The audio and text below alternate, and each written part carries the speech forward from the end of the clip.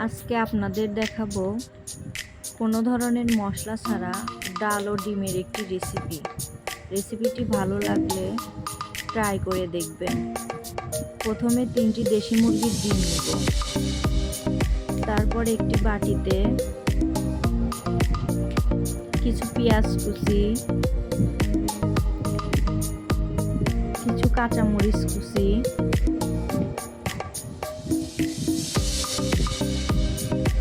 লবণ,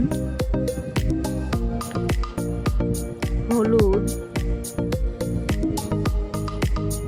দিয়ে ভালোভাবে মাখিয়ে নেব।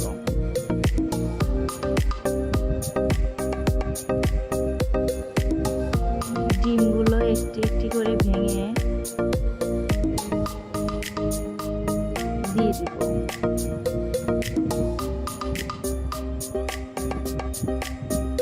আবার মাখিয়ে নেব।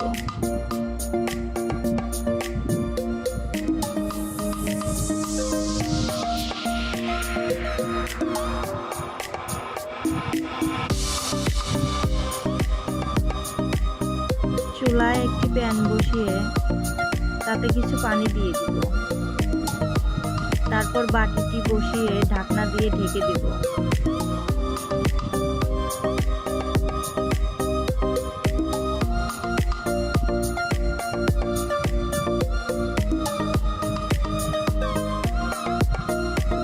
আরেকটি প্যান নিয়ে ধুয়ে রাখা ডাউল,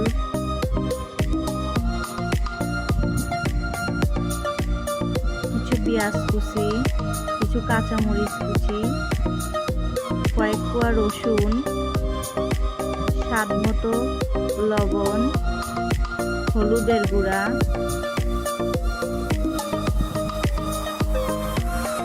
মাপ মতো তেল দিয়ে ভালোভাবে মাখিয়ে নিব।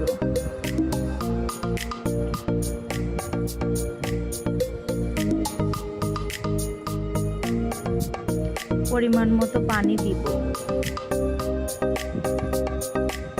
প্যানটি চুলায় বসিয়ে দিব। অপরদিকে ডিম ভাপা হয়ে গেছে।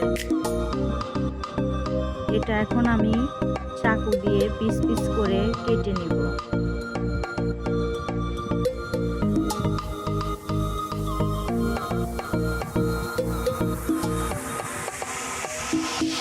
আমি এখানে ছোট ছোট পিস করে কেটে নিয়েছি। আপনারা যে যার মতো পিস করে কেটে নিতে পারেন।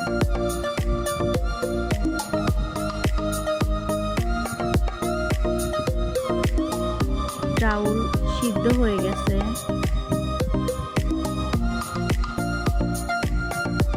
এখন একটা ডাল কাটার সাহায্যে ডাউলগুলো ফেটে নেব।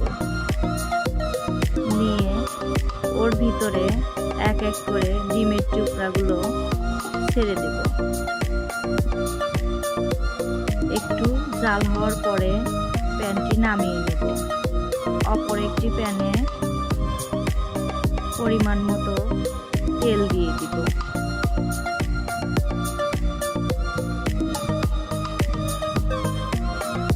দিব কিছু পেঁয়াজ কুচি।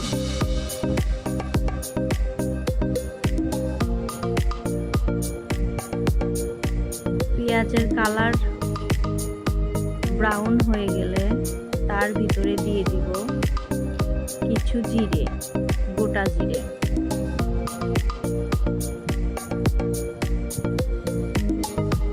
এখন আমি বাগার দেওয়ার জন্য এই পেঁয়াজ আর জিরেটা রেডি করছি।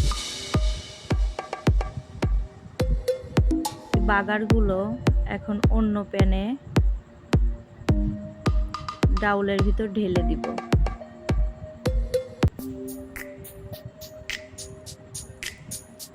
আবার একটু মিডিয়াম আছে ডালটা জাল দিয়ে নিব।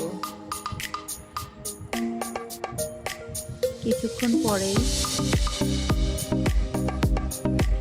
হয়ে যাবে। দিব একটু জিরে গুঁড়ো।